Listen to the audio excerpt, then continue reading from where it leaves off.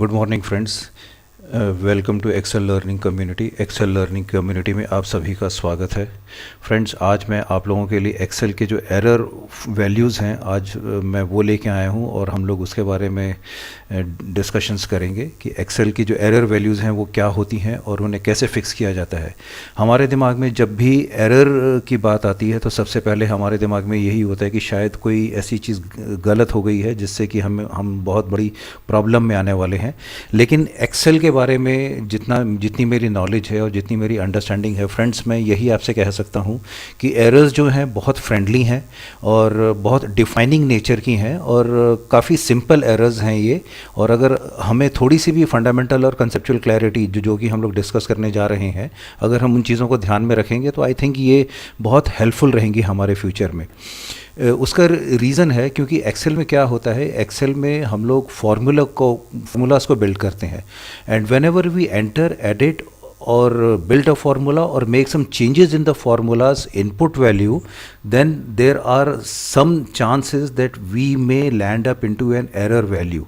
Why? क्योंकि हमने जो फार्मूला बिल्ड किया है या तो उसकी कोई वैल्यू जो है इनपुट वैल्यू कहीं पर कोई चीज़ ऐसी गलत हो गई है जिससे कि वो एक्सेप्ट नहीं कर रहा है और वो आपसे बार बार उसको रेक्टिफाई करने को कह रहा है।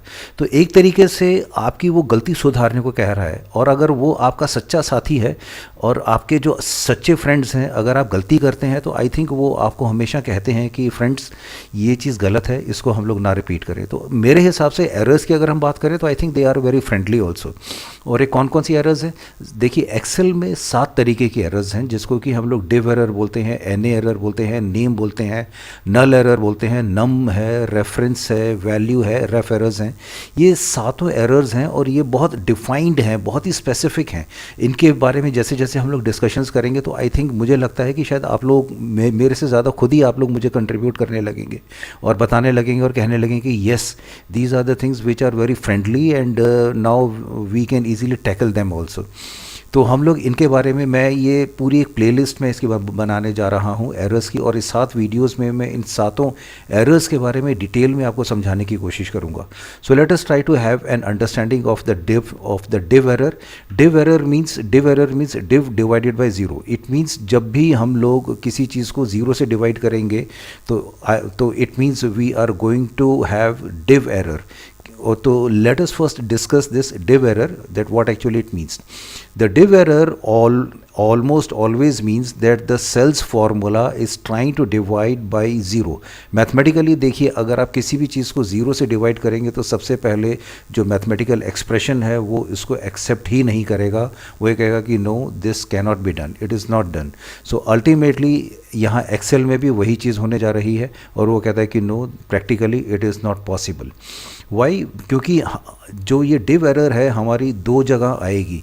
2 जगह कहाँ आएगी? जहाँ पर हमारा या तो सेल ब्लैंक होगा या सेल की वैल्यू ज़ीरो होगी। इन दोनों ही केसेस में अल्टीमेटली हमें ये डिव एरर मिलने वाली है। तो हम अगर जब भी हमें फॉर्मूला में डिव एरर मिले तो आप मान लीजिएगा कि वो सिर्फ 2 ही रीजंस उसके हो सकते हैं, या तो वो सेल की वैल्यू वहाँ पर ब्लैंक है या फिर आपने उस एक्सप्रेशन को ज़ीरो से डिवाइड करने की कोशिश की है। तीसरी और कोई वजह हो ही नहीं सकती। ये 2 ही वजह है जिसकी वजह से आपको डिव एरर मिल रही है। देखिए, है ना बहुत आसान चीज़। डिव एरर जो है सिर्फ 2 ही चीज़ों से हो सकती है। देखिए, एक छोटा सा मैं यहाँ पर इलस्ट्रेशन लेके पहले आपको इसकी बेसिक और कंसेप्चुअल क्लैरिटी क्लियर करने की कोशिश करूँगा। ये मैंने यहाँ पर नंबर्स लिए हैं और यहाँ पर मैंने इनके डिवाइसेस लिए हैं। देखिए, मैं आपसे यहाँ पर कह रहा हूँ कि जब भी सेल हमारा ब्लैंक होगा या ज़ीरो होगा तो हमारी डिव एरर आएगी। अब देखिए, मैंने यहाँ पर 2 जगह, एक जगह मैंने सेल को ब्लैंक रखा है और एक जगह मैंने सेल को ब्लैंक रखा है और दूसरी जगह देखिए मैंने यहाँ पर ज़ीरो लिया है। और नंबर्स बहुत आसान है, इसको हम लोग नंबर्स बोलेंगे, इसको डिवाइज़र बोलेंगे और मैं यहाँ पर इस आपको डिवाइड करके यहाँ पर दिखाऊंगा। देखिए, मैंने अपना फार्मूला इक्वल टू साइन से इनिशिएट किया और C4/D4, C मेरा ये कॉलम है, D मेरा ये कॉलम है, तो मैंने C4 divided by D4। C means number, D means divisor.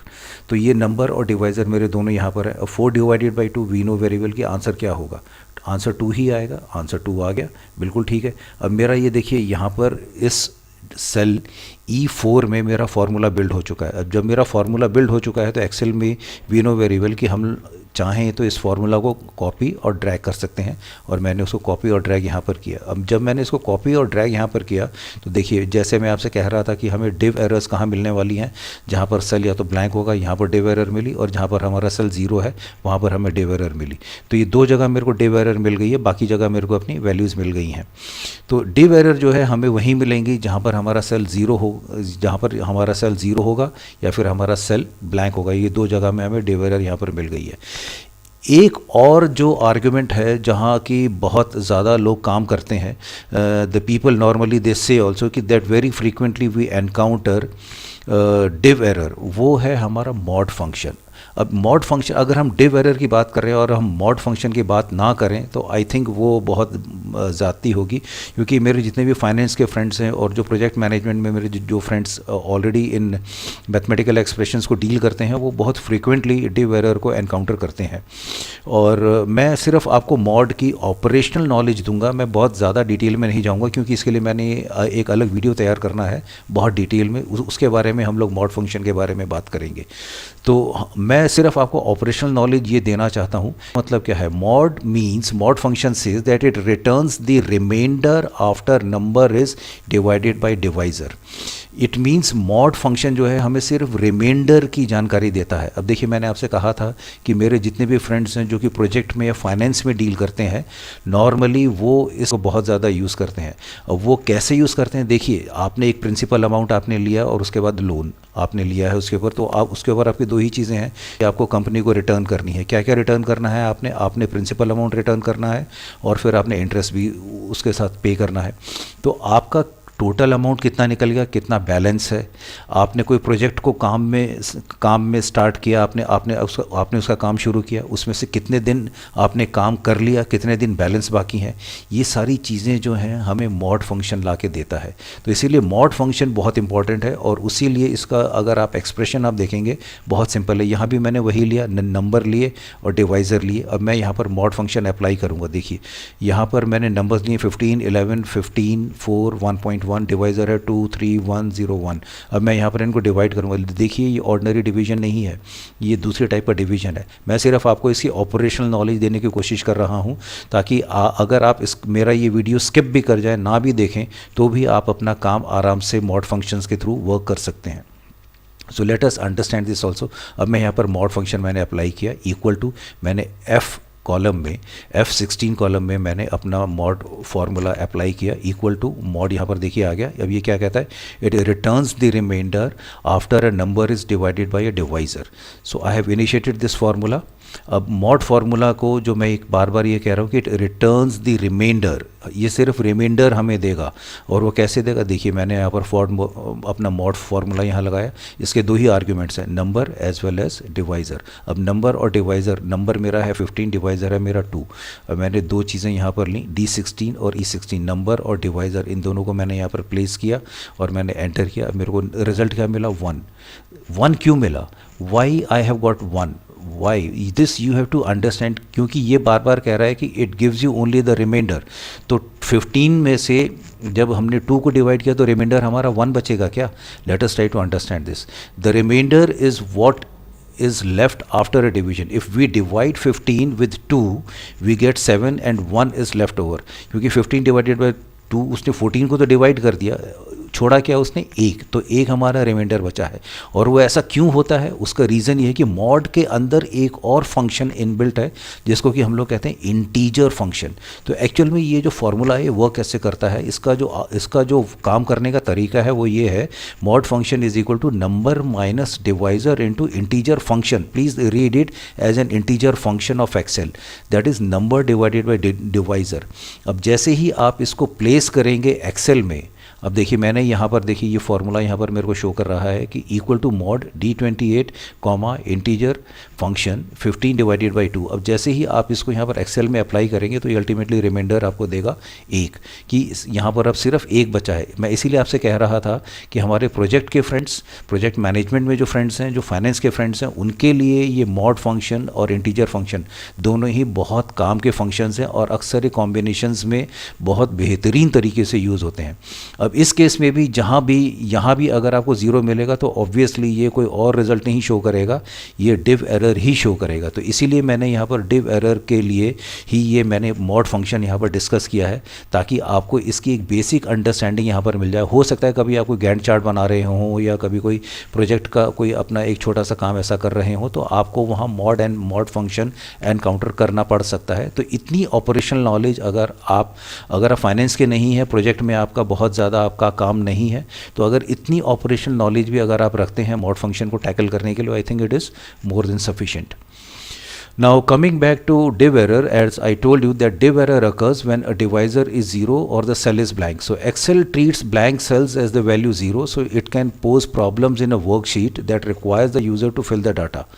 अब ये div error जो है, ये मैं आपसे कह चुका हूँ, या तो 0 होगी या blank cells होंगे, और इसको अगर हमने टैकल कर लिया तो इट मीन्स हमारा काम काफ़ी आसान हो जाता है। और इसको टैकल करने का तरीका क्या है? इसको टैकल करने का तरीका है, दो ही तरीके से हम लोग इसको टैकल करते हैं। अगर आपके पास 2003 का वर्जन है तो इफ्स में जो लॉजिकल टेस्ट हैं आप उससे कर सकते हैं। अगर 2007 या ऊपर का वर्जन है तो आप इफ़ एरर लगा के भी आप इस फंक्शन को इफ़ एरर फंक्शन से भी आप इसको टैकल कर सकते हैं। देखिए, ये मैं उसी जो मैंने एग्जाम्पल पहले लिया था, इसी में यहाँ पर मैं आपको ये दोनों ही फार्मूलाज इफ़ एरर और इफ़ लगा के आपको यहाँ दिखाता हूँ कि हम लोग कैसे इसको टैकल कर सकते हैं डिव एरर को। देखिए, यहाँ पर मैंने मैंने F4 में इक्वल टू साइन यहाँ पर लगाया। इफ़ मैंने यहाँ जैसे ही टाइप किया तो मेरे को इसने इफ़ एरर का फॉर्मूला यहाँ पर दिया, और ये कहता क्या है, that it returns value if error if expression is an error and the value of the expression itself otherwise. इसका मतलब क्या हुआ कि that it returns value if error if expression is an error. अब ये आपको वैल्यू देगा किसकी कि अगर आपका एक्सप्रेशन एरर है तो उसकी आपको वैल्यू देगा, या फिर जो आप नंबर डिवाइडेड बाय डिवाइज़र जो आप दे रहे हैं उसकी वैल्यू देगा ये। तो इस चीज़ को ये बताने की कोशिश कर रहा है कि ये फार्मूला में जो है आपको यही देगा कि अगर आपका एरर आ रहा है तो मैं क्या करूं, और अगर एरर नहीं आ रहा है तो मैं क्या करूं। तो हमें ये दो कमांड्स यहाँ पर इसको देनी है। तो देखिए, इसके जो आर्ग्यूमेंट्स हैं, वैल्यू है, वैल्यू इफ़ एरर है। तो वैल्यू क्या है? Value is the value to return if an error is found, कि मैं क्या वैल्यू आपको दूं अगर मेरे को एरर फाउंड हो। वो आपसे पूछ रहा है कि बताइए अगर मेरे को एरर मिली तो मैं क्या करूं।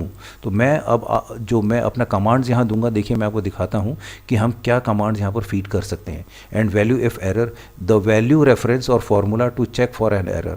अगर यहाँ पर एरर मिल गया तो वो अपना काम यहाँ पर कर देगा, एरर नहीं मिला तो उसके बाद तो भी वो अपना काम यहाँ पर करेगा। कैसे करेगा? Let me show you this. अब मैंने इफ़ एरर का मैंने फार्मूला यहाँ पर लगाया, ये कह रहा है वैल्यू क्या है मेरी, C4 डिवाइडेड बाई D4, क्योंकि मुझे तो इसका चाहिए C4 डिवाइडेड बाई D4। तो ये number divided by the divisor C4 by D4 यहाँ पर मैंने प्लेस किया, कॉमा लगाया। अब उसके बाद कह रहा है कि अगर ये एरर आए तो क्या करूं। तो मैंने कहा भाई अगर एरर आती है तो आप वहाँ पर एरर मत शो कीजिएगा, आप या तो सेल को ब्लैंक रख दीजिएगा या फिर आप सेल में ज़ीरो वैल्यू रख दीजिएगा। तो कहेगा कि भाई मैं सेल को ब्लैंक कैसे रखूं। सेल को ब्लैंक जो है, अब मैं कहूँगा कि यहाँ पर मैं दो इन्वर्टेड कॉमास लगा रहा हूँ, इट मीन्स सेल में आपने कोई वैल्यू नहीं रखनी है। या अगर मैं ज़ीरो रख रहा हूँ तो आप मेरे को एरर की जगह जो है आप ज़ीरो टर्म प्लेस कीजिए मेरे सेल में। कहता है ठीक है जी। मैंने यहाँ पर ज़ीरो लगाया, फार्मूला मैंने बंद कर दिया यहाँ पर कॉमा लगा के, और मैंने एंटर मैंने हिट किया। अब मैंने एंटर हिट किया क्योंकि यहाँ पर मेरा डिवाइज़र और नंबर दोनों ही बराबर हैं, डिवाइज़र में कहीं कोई ज़ीरो नहीं है, इसीलिए उसने मेरे को वैल्यू यहाँ पर दे दी। उसने ज़ीरो यहाँ पर नहीं दिया, जो डिज़ायर्ड रिस्पॉन्स मेरे को चाहिए था उसने यहाँ पर कर दिया। अब मेरा देखिए यहाँ पर फार्मूला बिल्ड हो गया है ना। अब जब मेरा फार्मूला यहाँ बिल्ड हो गया तो मैं इसको कॉपी और ड्रैग कर सकता हूँ आराम से। यस, मैंने यहाँ पर ड्रैग किया। अब देखिए, अभी इसने यहाँ पर हमको दो जगह, जहाँ एक जगह सेल ब्लैंक था यहाँ इसने डिव एरर दिया था, जहाँ सेल ज़ीरो था वहाँ भी उसने डिव एरर दिया। अब यहाँ पर देखिए मैंने उसको क्या बोला, मैंने कहा कि देखिए मेरे को तो यहाँ पर ज़ीरो चाहिए। तो देखिए इसने फार्मूला में आप ये देखिए यहाँ पर ये वाला जो है मेरा if error C4 by D4 divided और उसके बाद ज़ीरो, तो उसने यहाँ पर उसने यहाँ पर अपना ये काम यहाँ पर किया। मैंने कहा था कि अगर एरर है तो आप ज़ीरो दीजिएगा, उसने दोनों जगह ज़ीरो ज़ीरो शो कर दिया। अब देखिए यहाँ पर मैंने जो है आपको चेंज करके दिखाया है C7/D7। अब मैं यहाँ पर जो है ज़ीरो की जगह कह रहा हूँ कि नहीं, आप मेरे को सेल ब्लैंक दीजिए। सेल ब्लैंक के लिए मुझे क्या करना होगा, यहाँ पर 2 इन्वर्टेड कॉमर्स मुझे यहाँ लगाने होंगे, और मैंने जैसे ही यहाँ पर इन्वर्टेड कॉमर्स लगाए तो उसने मेरे को ये सेल जो है यहाँ पर ब्लैंक शो कर दिया। तो मैं चाहूँ तो सेल को ब्लैंक भी शो करवा सकता हूँ, और मैं चाहूँ तो सेल में ज़ीरो वैल्यू भी रखवा सकता हूँ। ये मेरे ऊपर डिपेंड करता है कि मैंने एक्सेल में इफ़ एरर फंक्शन को क्या कमांड देनी है। जो भी कमांड मैंने देनी है वो सब मेरे ऊपर ही है। अब देखिए, अगर कंसेप्चुअल क्लैरिटी हमें एक्सेल फार्मूलाज़ की अपनी एनहांस करनी है तो फ्रेंड्स मैं आपसे रिक्वेस्ट करूंगा कि जो इसके इंसर्ट फंक्शंस में डायलॉग बॉक्स हैं, आप शुरू में उनको यूज़ कीजिए, तो उससे आपकी फंडामेंटल अंडरस्टैंडिंग बहुत साउंड और बहुत क्लियर होगी। अब देखिए, मैं यहाँ पर अगर इसको देखूँ, इस पर्टिकुलर सेल के आर्ग्यूमेंट्स को, तो देखिए यहाँ पर मेरा वैल्यू ये दिखा रहा है C7/D7, और वैल्यू ऑफ एरर में मैंने यहाँ 2 इन्वर्टेड कॉमर्स भी शो किए हुए हैं, और उसने मेरे को यहाँ पर मेरा रिजल्ट भी पहले ही फोर हैंड उसने मेरे को रिजल्ट भी मुझे यहाँ पर बता दिया कि that returns value if error if expression is an error and the value of the expression itself otherwise. So value is any value और एक्सप्रेशन और रेफरेंस, ये भी यहाँ पर इसने एक्सप्लेन हमें किया हुआ है। इसी तरीके से अब मैं इफ़ एरर की अगर बात करूं तो इफ़ एरर जो है ये एक लॉजिकल टेस्ट है, और लॉजिकल टेस्ट की मैं पूरी सीरीज़ मैंने यहाँ पर बिल्ड की है, जिसमें इफ़ एंड और के तीनों ही लॉजिकल टेस्ट मैंने काफ़ी डिटेल में मैंने यहाँ पर आपको एक्सप्लेन किए हुए हैं। आप चाहें तो अपनी कंसेप्चुअल क्लैरिटी के लिए उनके वीडियोज़ भी आप देख सकते हैं।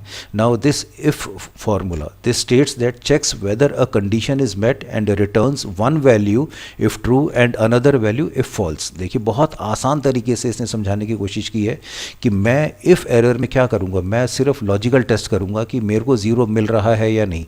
अगर ज़ीरो मिल रहा है तो मुझे क्या करना है, तो प्लीज़ आप मेरे को कमांड दीजिएगा, एक्सेल फार्मूला आपसे ये कह रहा है। अब देखिए, इसने यहाँ पर मेन जो इसके आर्ग्यूमेंट्स है कौन कौन से हैं, इसके हैं इफ़ लॉजिकल टेस्ट यानी कि कंडीशन ज़ीरो है या ब्लैंक सेल है या क्या है, और उसके बाद value if true value if false, कि अगर एरर आए तो मैं क्या करूं, एरर ना आए तो मैं क्या करूं। अब देखिए, हम यहाँ पर यही करने जा रहे हैं। तो इफ़ फंक्शन के जो पैरामीटर्स हैं, जो आर्ग्यूमेंट्स है, logical test the value that we want to test, value if true ये ऑप्शनल है, it is the value that is returned if condition evaluates to true, value false optional, it is the value that is return if condition evaluates to false. अब देखिए, मैंने यहाँ पर insert functions dialog box के through मैं ये formula यहाँ build करूँगा ताकि हमारी कंसेप्चुअल क्लैरिटी भी यहाँ पर इंक्रीज़ हो जाए। जैसे ही मैंने इंसर्ट फंक्शंस के ऊपर मैंने यहाँ पर क्लिक किया, मुझे ये डायलॉग बॉक्स यहाँ पर मिला। मैंने यहाँ पर इससे कहा कि मैंने यहाँ पर इफ़ मैंने टाइप किया और मैंने गो के ऊपर ले जाके क्लिक किया, तो उसने मुझे यहाँ पर ये इफ़ का ऑलरेडी यहाँ पर सर्च फॉर अ फंक्शन इसने यहाँ पर मेरे को कहा कि येस इट इज़ अवेलेबल। अब मैंने इसके ऊपर जैसे क्लिक किया तो इसके ये तीनों आर्ग्यूमेंट्स यहाँ पर आ गए हैं, logical test, value of true, value of false.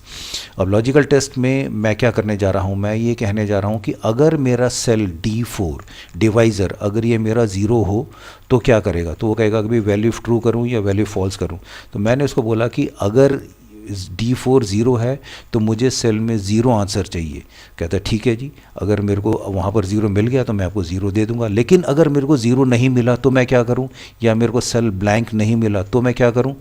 तो मैं ऐसे कहता हूँ कि भैया अगर आपको ज़ीरो नहीं मिले या ब्लैंक नहीं मिले, क्योंकि मैं यहाँ पर या तो मैं ज़ीरो लगाऊंगा या मैं इन्वर्टेड कॉमर्स लगाऊंगा, तो मैंने यहाँ पर ज़ीरो लगाया। वो कहता है अगर ज़ीरो नहीं मिला तो क्या करूँ, तो मैं कहता हूँ कि भैया ज़ीरो नहीं मिला तो आप इसको डिवाइड कीजिए C4/D4। कहता है ठीक है जी, मैंने ओके कर दिया। अब देखिए, इसने यहाँ पर ये मेरा एक्सप्रेशन कंप्लीट हुआ, इसने यहाँ पर मेरे को मेरा 2 आंसर दे दिया, मेरा फॉर्मूला यहाँ पर बिल्ड हो गया। I will drag and copy और मेरे को बाकी सेल्स की भी वैल्यू यहाँ पर मिल जाएगी। So when I copy and drag it I get the response in the other cells too. देखिए, मैंने उसे कहा था कि अगर आपको या तो डिवाइड करना है या फिर आपको ज़ीरो देना है, क्योंकि उसने मैंने फार्मूला में ज़ीरो किया हुआ था तो उसने मेरे को ज़ीरो रिस्पॉन्स यहाँ पर दे दिया। ये मेरा रिस्पॉन्स है, these are the my responses which I have got. So we can notice now that there are no Excel errors in the sales.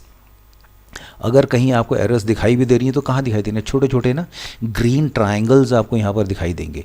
तो ये कहते हैं कि भाई अब आपका फॉर्मूला यहाँ कंप्लीट हो गया, ब्लैंक सेल भी आपने छोड़ा हुआ है, आप चाहते हैं कि ग्रीन ट्राइंगल यहाँ हट जाए, तो आप इसके ऊपर ले जाए, आप यहाँ पर जैसे ही ग्रीन ट्राइंगल के पास लेके जाएंगे तो ये इस टाइप की ये एक वार्निंग टाइप का साइन देगा आपको यहाँ पर। आप इसके ऊपर ले जाके आप इसको कर दीजिए इग्नोर एरर। इग्नोर एरर आप जैसे ही करेंगे तो ग्रीन ट्राइंगल ऑटोमेटिकली रिमूव हो जाएगा और आपकी शीट जो है बिल्कुल क्लीन हो जाएगी, विच विल शो परफेक्शन। अब कुछ इलस्ट्रेशंस और हैं जो कि मैंने अपनी डिव एरर की कंसेप्चुअल अंडरस्टैंडिंग को इंक्रीज़ करने के लिए यहाँ की हैं। बहुत ही सिंपल दो एक्सप्रेशंस हैं जो कि मैं आपके साथ शेयर करने जा रहा हूँ। ये मेरे पास एक सेल्स डैशबोर्ड है जिसमें सेल्स इन यूनिट्स हैं, जनवरी से लेके जून तक की ये यूनिट सेल्स हैं मेरे यहाँ पर मैंने टोटल किया हुआ है इनका, यहाँ भी इनका टोटल है के कॉलम में। अब मैं इनका परसेंटेज ऑफ टोटल यहाँ पर निकालता हूँ। तो परसेंटेज ऑफ टोटल निकालने के लिए बहुत सिंपल है, मैंने क्या किया, मैंने यहाँ पर E33, ई मेरा ये कॉलम है, तो E33 ये जो टोटल नंबर ऑफ़ यूनिट्स हैं इसको मैंने डिवाइड किया टोटल नंबर ऑफ़ यूनिट्स यहाँ से K33 से। अब मैंने जैसे ही इससे डिवाइड किया तो मुझे यहाँ पर मेरे को परसेंटेज यहाँ मिल जाना चाहिए, 68.98% मुझे यहाँ मिल गया। अब मेरे को क्योंकि परसेंटेज आगे के कॉलम्स में भी चाहिए तो मैंने इसको ड्रैग किया और मैं आगे ले जाके पुश किया। मैंने जैसे ही इसको आगे ले जाके ड्रैग किया तो अल्टीमेटली यहाँ पर मुझे डिव एरर मिल गया।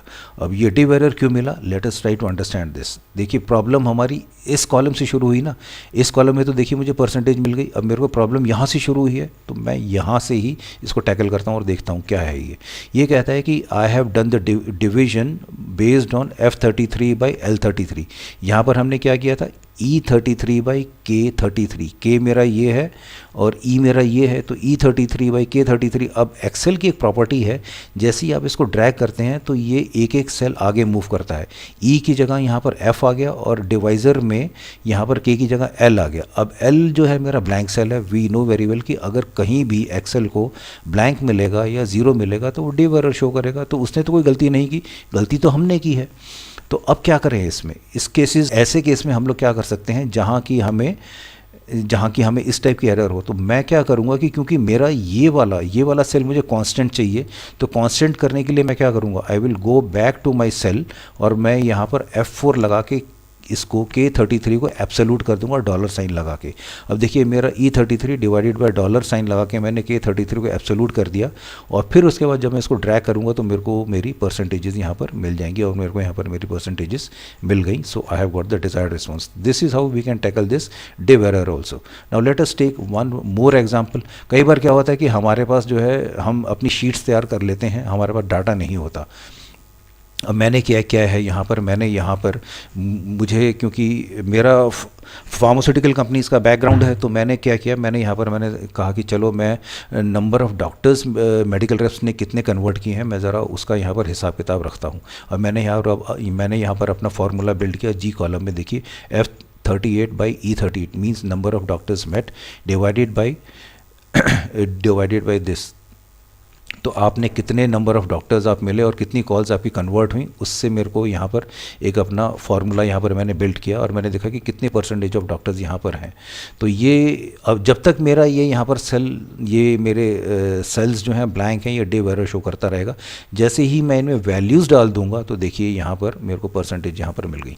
Number of doctors met 300, calls converted 42, तो परसेंटेज हुआ 13.64%। This is how I got the desired response.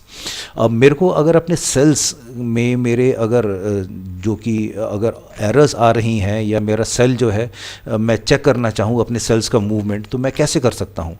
देखिए मैं आपको एक्सेल शीट में जो मैंने यूज़ की है, मैं आपको एक या दो जगह मैं आपको करके दिखा देता हूँ। अदरवाइज़ इसका ट्रेस प्रेसिडेंट्स का मैं एक अलग से वीडियो मैंने तैयार किया है, आप चाहें तो आप उसको भी रेफ़र कर सकते हैं। मैं इसको कहता हूँ कि मेरे को जो है आप दिखाइए कि ये मेरा फार्मूला कैसे बिल्ड हुआ। देखिए मैंने अपना ये सेल यहाँ सेलेक्ट किया एक्सेल में, मैं यहाँ पर गया ट्रेस प्रेसिडेंट्स के ऊपर। अब देखिए ये मेरे को बता रहा है trace precedents that it shows arrows that indicate what cells affect the value of the currently selected cell. अब मैंने इसको जैसे ही क्लिक किया, देखिए इसने मेरे को यहाँ पर बता दिया कि ये 16.98 कहाँ से आया। 360 एक नंबर यूज़ किया, 2120 इसने एक और यूज़ किया। आप चाहें तो इसको यहाँ पर आप क्लिक करके आप फार्मूला भी रीड करके आप दे सकते हैं कि मेरे को बता देगा कि उसने कहाँ पर कैसे कैसे यहाँ पर डिवीजन किया हुआ है। So this is how through trace precedents we can actually check our calculations also. जब मैंने arrows यहाँ पर हटाने हैं तो मैं इनको यहाँ पर remove भी कर सकता हूँ.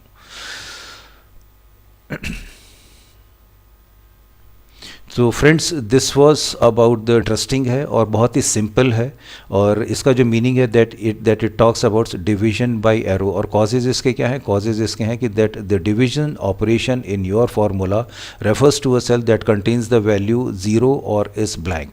सो ये थी फ्रेंड्स हमारी div error value. I hope कि ये आपको मेरा बनाया हुआ वीडियो पसंद आया होगा.